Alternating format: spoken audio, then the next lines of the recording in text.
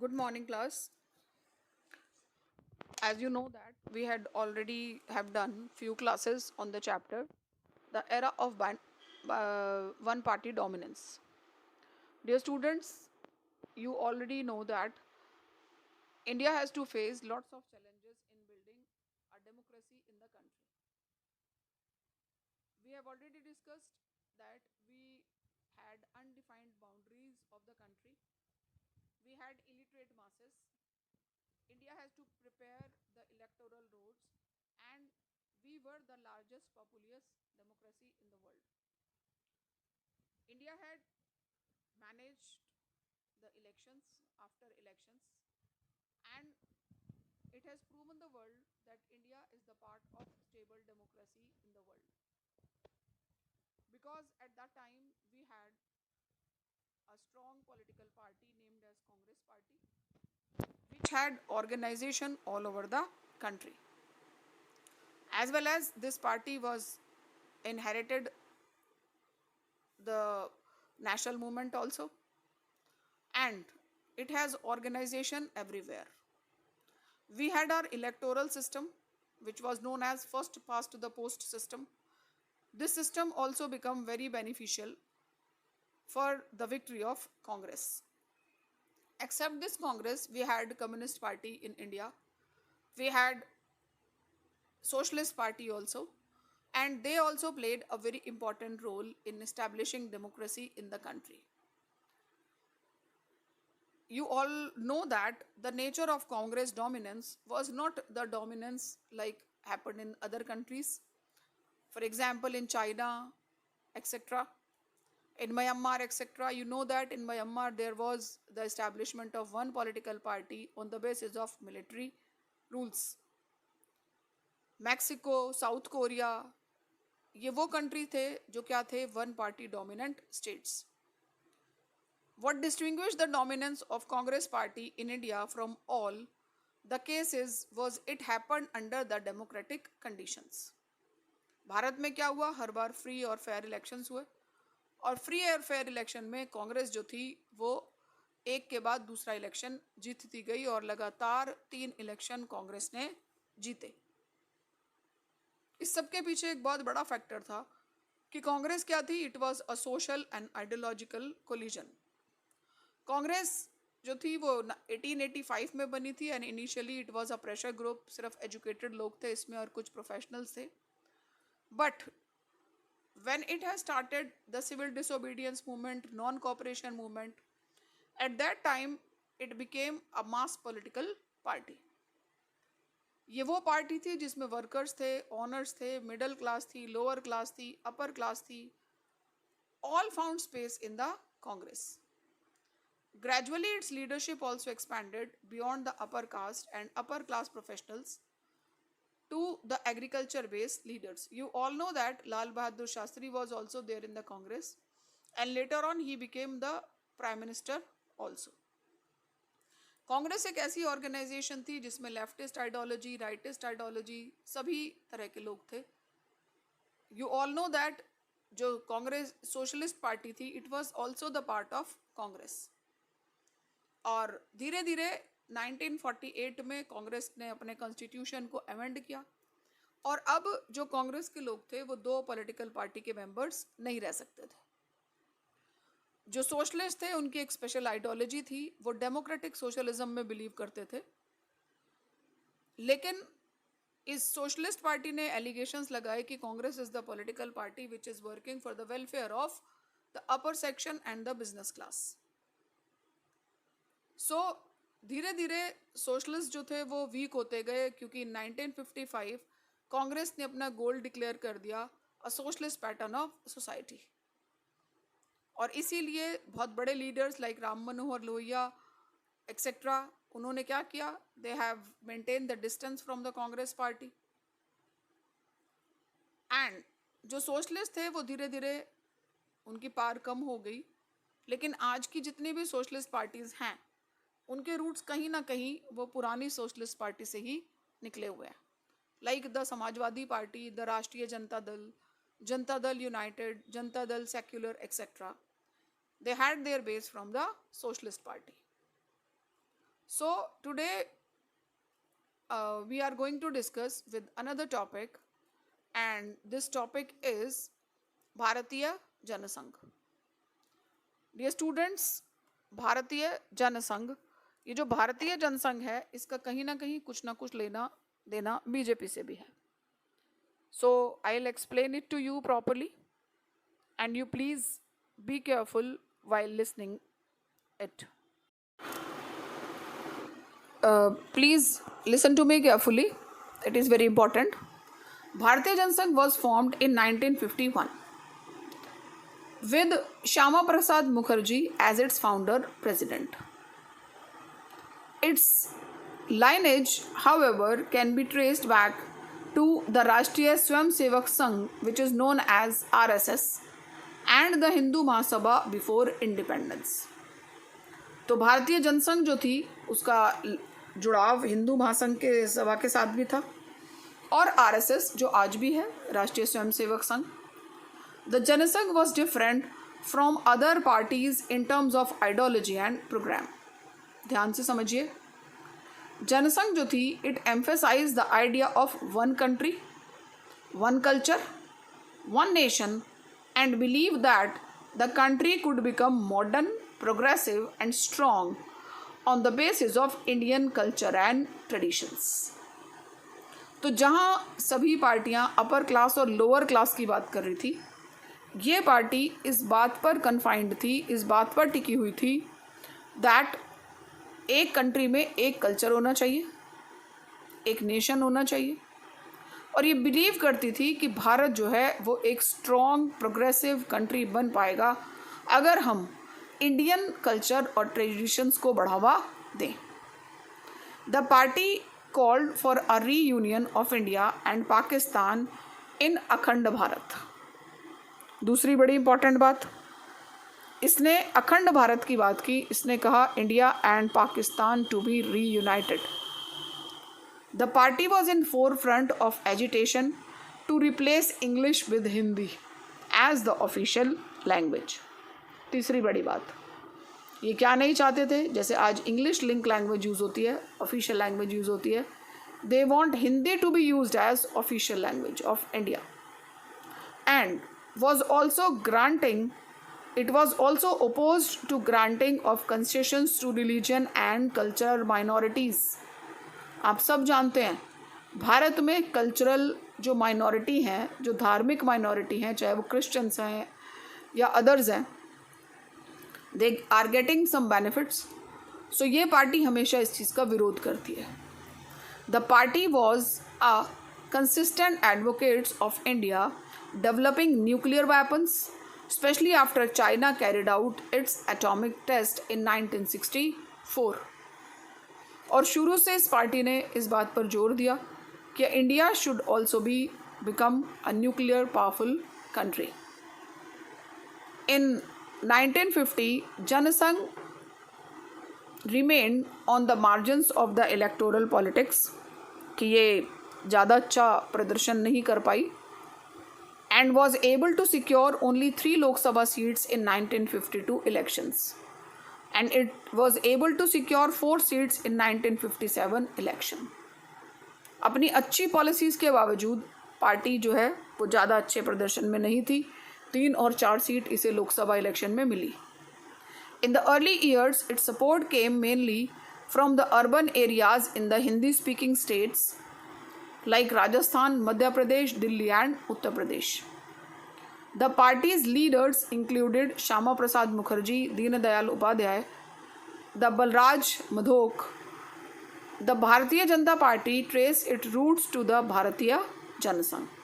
और जैसे मैंने आपको शुरू में बताया कि जो भारतीय जनता पार्टी है वो उसकी जड़ें कहीं ना कहीं जनसंघ पार्टी से ही जुड़ती हैं.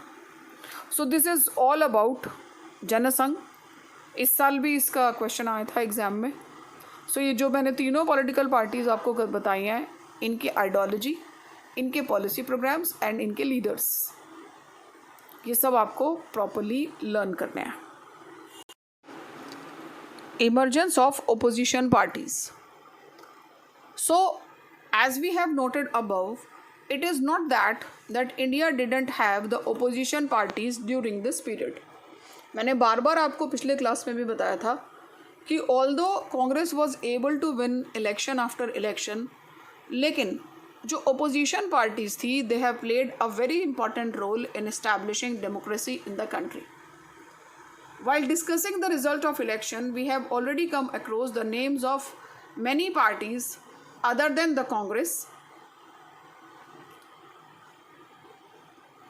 Even then, India had a larger number of diverse and vibrant opposition parties than many other multi-party democracies. Some of these had came into being even before the first general election of 1952.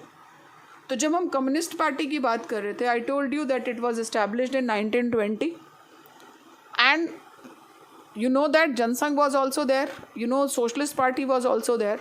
तो ये वो पार्टियां थी जो 1952 से पहले ही भारत में थी. Some of these party played a very important role in the politics of the country in the 60s and 70s. The roots of almost all the non-Congress parties of today can be traced to one or the another opposition parties of 1950s.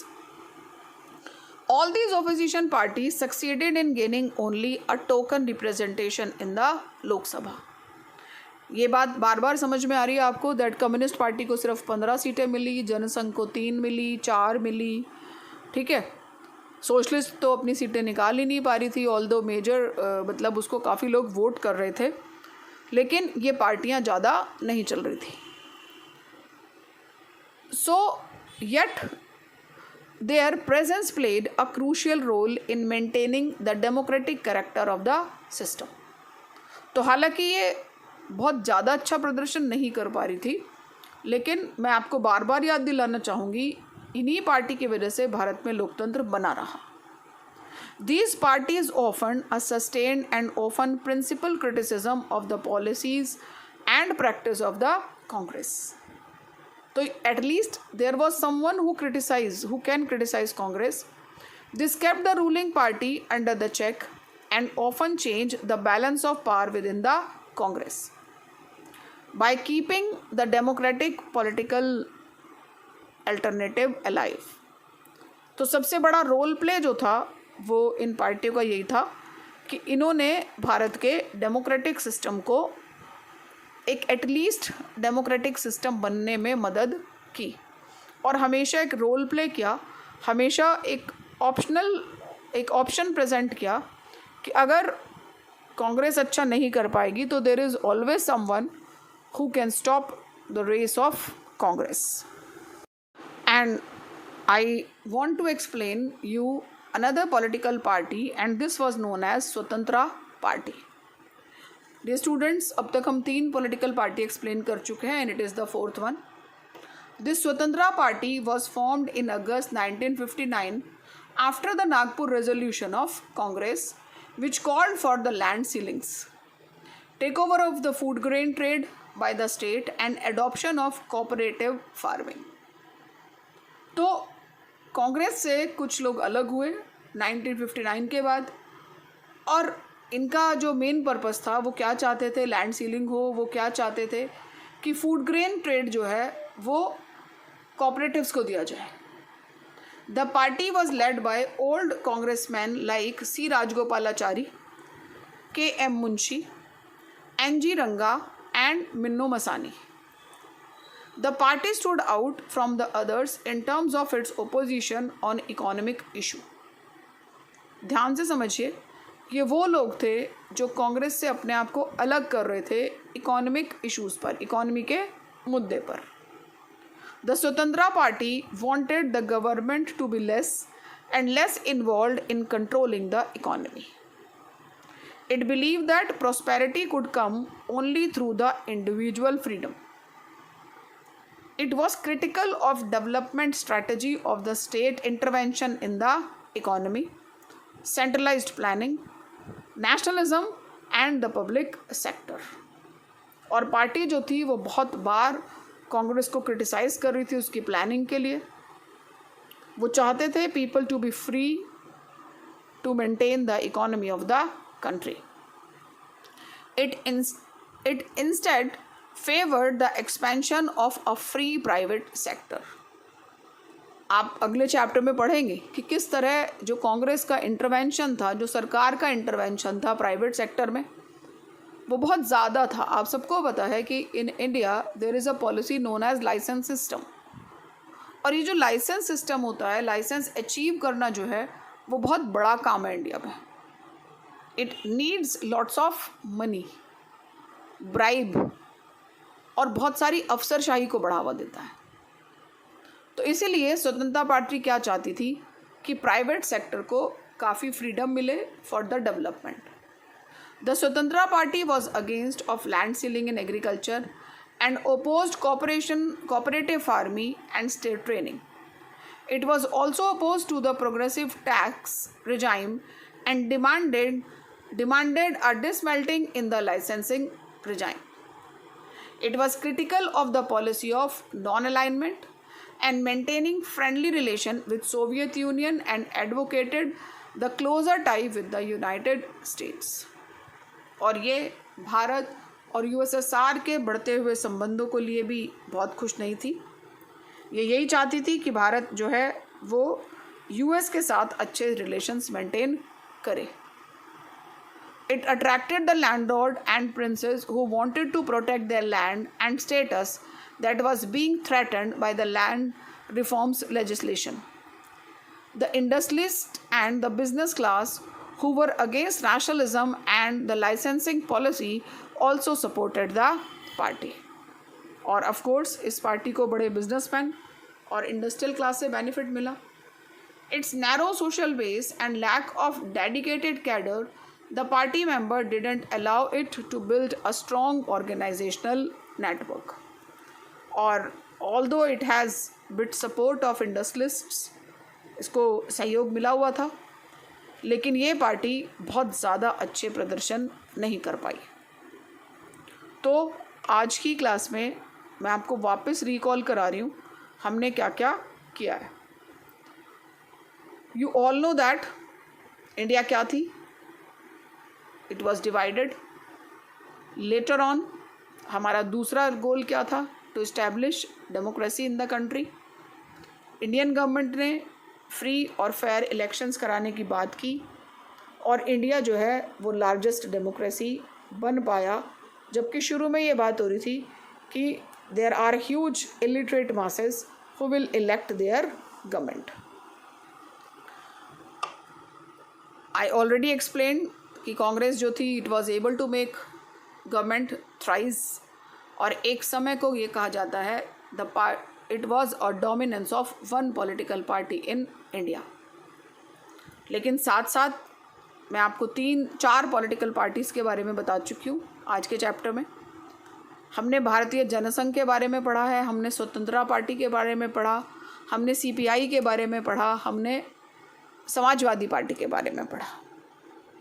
ठीक है, so make notes of all 4 political parties and just compare them with their ideologies, their policy and their programs. Definitely you will get one question out of them in your exam. So prepare your notes. Thank you very much.